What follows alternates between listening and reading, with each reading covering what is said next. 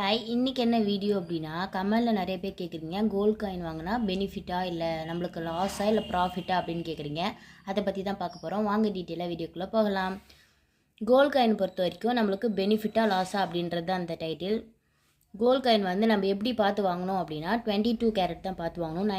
916 தான் பியூரிட்டி. நீங்கள் சப்போஸ் வந்து 24 கேரட் வாங்கினாலும் ஓகே. என்னை பொறுத்த வரைக்கும் 22 கேரட் வாங்குறது தான் நம்மளுக்கு வந்து கொஞ்சம் ப்ராஃபிட். அதே ரேட்டுக்கு எடுத்துப்பாங்க. 22 gold coins best to buy for investment. நீங்கள் வந்து கோல்டு காயின் வாங்குறவங்களா இருந்தீங்க அப்படின்னா 22 கேரட் இருக்கா அப்படின்றத பார்த்து வாங்கிக்கோங்க. கோல்டு காயின் வந்து சேவ் பண்ணுறவங்களா இருந்தீங்க அப்படின்னா கண்டிப்பாக வந்து கோல்டு காயின் வந்து சேவ் பண்ணுங்கள். 22 கேரட் இருக்கா அப்படின்றத பார்த்து வாங்கிக்கோங்க. நம்மளுக்கு கோல்டு ரேட் எப்பயுமே வந்து டே பை டே வந்து நம்மளுக்கு வந்து இன்க்ரீஸ் ஆகிட்டு தான் இருக்கும். நல்லா உங்களுக்கு வந்து ஒரு ப்ராஃபிட் கிடைக்கும். கோல்டு காயினை பொறுத்த வரைக்கும் நம்மளுக்கு சேவ் பண்ணுறது வந்து நம்மளுக்கு எப்பயுமே வந்து ப்ராஃபிட் தான் கிடைக்கும்.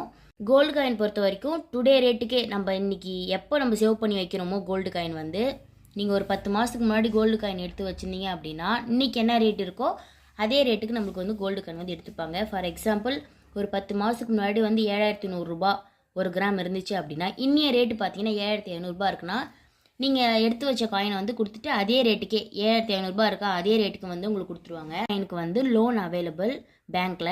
எத்தனை கிராம்ஸ் மினிமம் நீங்கள் வைக்கலாம் அப்படின்னா 10 கிராம்ஸ் நீங்கள் வந்து வச்சிங்கன்னா உங்களுக்கு லோன் வந்து அவைலபிள்.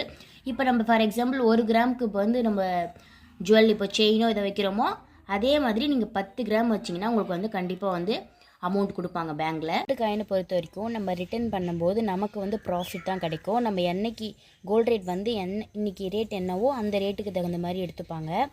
கோல்டு காயினை வந்து நீங்கள் பேங்க்கில் அடகு வைக்கணும் அப்படின்னா உங்களுக்கு லோன் வேணும் பேங்க்கில் அப்படின்னா நீங்கள் வந்து ரவுண்ட் ஷேப்பில் இருக்கும் பார்த்தீங்களா காயின், அந்தமாரி காயின் மட்டும்தான் பேங்க்கில் அவைலபிள். இந்தமாரி பார் ஷேப்பில் இருக்கிறது வந்து பேங்க்கில் வந்து அவைலபிள் கிடையாது. நீங்கள் வாங்கும்பொழுது ரவுண்ட் ஷேப்பில் இருக்கிறத பார்த்து வாங்கிக்கோங்க. டீமெரிட்ஸ் என்ன அப்படின்னா கோல்டு காயின் நம்ம வாங்கும்பொழுது மேக்கிங் சார்ஜஸ், வேஸ்டேஜ், ஜிஎஸ்டி இதெல்லாமே பே பண்ணுவாங்க. ஜிஆர்டியை பொறுத்த வரைக்கும் நம்மளுக்கு மேக்கிங் சார்ஜஸ், ஜிஎஸ்டி மட்டும்தான் பே பண்ண போகிறோம். இதே வேறு ஒரு ஜுவல்லரி நீங்கள் வாங்கினீங்க அப்படின்னா அதுக்கு வந்து வேஸ்டேஜ் வந்து ஆட் பண்ணுவாங்க. நீங்கள் பார்த்து வாங்கிக்கோங்க. பேங்க்கில் அடக்க வைக்கும்போது மட்டும் நம்ம வந்து ரவுண்ட் ஷேப்பாக இருக்கிறது தான் வாங்கிப்பாங்க. 10 கிராம்ஸ் மினிமம் வந்து அவைலபிள். இந்த வீடியோவில் உங்களுக்கு ஏதாவது டவுட் அப்படின்னா மறக்காமல் கமெண்ட்டில் சொல்லுங்கள். நெக்ஸ்ட் வீடியோவில் பார்க்கலாம். தேங்க்ஸ் ஃபார் வாட்சிங்.